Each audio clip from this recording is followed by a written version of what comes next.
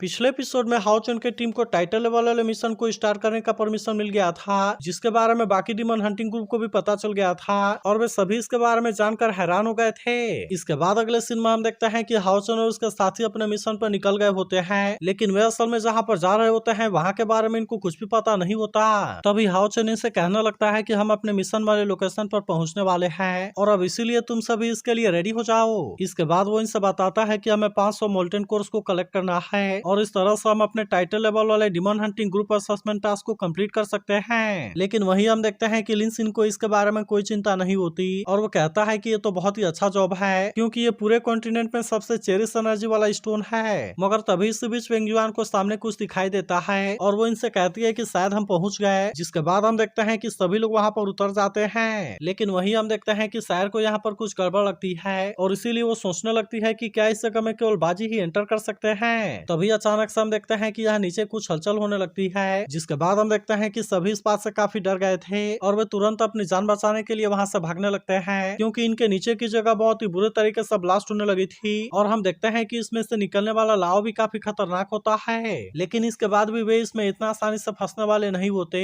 और हम देखते हैं कि वे किसी तरह से अपने आप को बचाने में कामयाब हो जाते हैं। मगर फिर भी ऐसे सीन को देख चेन काफी डर गई होती है और कहने लगती है कि ये तो बहुत ही ज्यादा डेंजरस था, लेकिन हमारी किस्मत सही है कि हम जल्दी से भाग गए। जिसके बाद हम देखते हैं कि वहीं लिन सिन को भी इसके बारे में चिंता होने लगी थी और फिर वो पूछता है कि क्या यह जगह सच में बहुत ही ज्यादा डेंजरस है। लेकिन वहीं हम देखते हैं कि हाओ चुन को अभी इसके बारे में कोई ज्यादा चिंता नहीं होती और वो इनसे कहता है कि शायद ये मिशन इतना सिंपल नहीं होगा। जिसके बाद हम देखते हैं कि वे यहाँ से आगे जाने के लिए रेडी हो जाते हैं और कहते हैं कि आगे से कोई भी एक दूसरे से अलग नहीं होगा। मगर अभी भी हम देखते हैं कि इनको अपने आसपास कुछ खास दिखाई नहीं दे रहा था, इसीलिए सीमा सियान कहता है कि आखिरकार हम मोल्टन कोर को खोजेंगे कहाँ। तभी अचानक से लिन सिन को सामने कुछ चमकता हुआ चीज दिखाई देता है और अब इसीलिए वो इनसे कहता है कि चलो हम इसे चेक करें। जिसके बाद हम देखते हैं कि बाकी सभी लोग भी इसके लिए रेडी हो गए थे और फिर वे इसके बारे में चेक करने के लिए वहां पर जाने लगते हैं। मगर तभी इसी बीच हम देखते हैं कि मैगडल वहीं पर रुक गया था और वो इनको आवाज लगाने की भी कोशिश करता है, लेकिन किसी को भी उसकी आवाज सुनाई नहीं देती। अब इसीलिए हम देखते हैं कि वो किसी दूसरे तरफ चला गया था, जबकि वहीं चेन को पता चलता है कि मैगडल तो यहाँ पर नहीं है, इसीलिए वो इस बात से काफी परेशान हो जाती है और फिर वे सभी सोचने लगते हैं कि आखिरकार मैगडल चला कहाँ पर गया।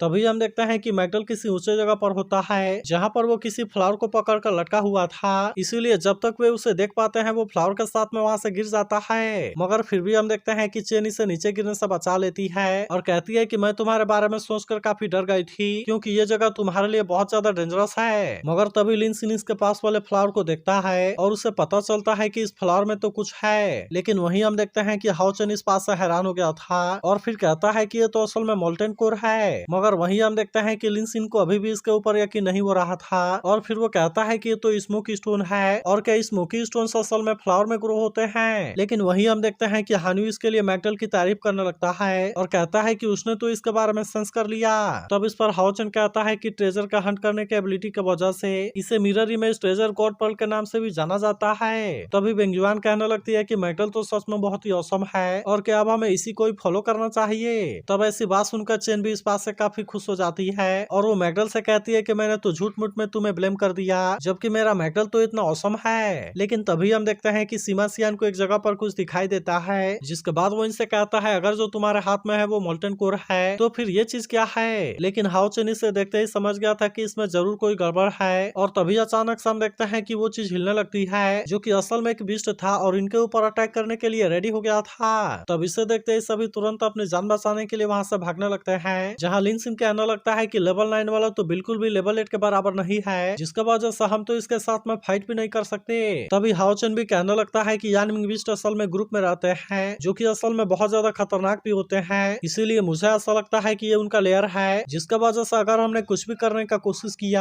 तो फिर वे भी हमारे ऊपर अटैक करना शुरू कर देंगे। तब ऐसी बात सुनकर सीमा सियान कहता है कि वो हमारा पीछा क्यों कर रहा है, क्योंकि मैंने तो केवल उसे टच किया था। तब इस पर लिन सिन कहता है कि शायद हमारे पास में मोल्टन कोर है, जिसकी वजह से हो सकता है कि वो हमारा पीछा कर रहा है, लेकिन अगर ऐसा हुआ तो फिर हम इसे कलेक्ट कैसे करेंगे। मगर तभी हम देखते हैं कि चेन को सामने कोई गुफा दिखाई देती है, जिसके बाद वे सभी तुरंत उसमें जाने के लिए रेडी हो गए थे, लेकिन हम देखते हैं कि पीछे से वो गुफा बंद हो गया था, जिसके बाद वे सभी इसमें सरकने लगते हैं और अब इस तरह से वे इसके अंदर वाले हिस्सा में आ गए थे। लेकिन अब यहाँ के नजारे को देखते ही सभी काफी हैरान हो जाते हैं, क्योंकि यहाँ पर बहुत सारा मोल्टन कोर थे जिनको लेने के लिए डीमन भी आए होते हैं। जिसके बाद हम देखते हैं कि लिन सिन भी इस बात से काफी परेशान हो गया था और कहता है कि यहाँ पर तो बहुत सारे डीमन हैं, लेकिन वहीं हम देखते हैं कि हाओ चुन को इसके बारे में कोई चिंता नहीं होती और कहता है कि इनमें से कोई भी जिंदा नहीं बचना चाहिए। तब इसकी ऐसी बात सुनकर सभी लोग भी इसके लिए रेडी हो गए थे और हम देखते हैं कि वे तुरंत इन पर अटैक करने के लिए चले जाते हैं, लेकिन वहीं हम देखते हैं कि डीमन भी इनके ऊपर अटैक करने के लिए रेडी हो गए थे।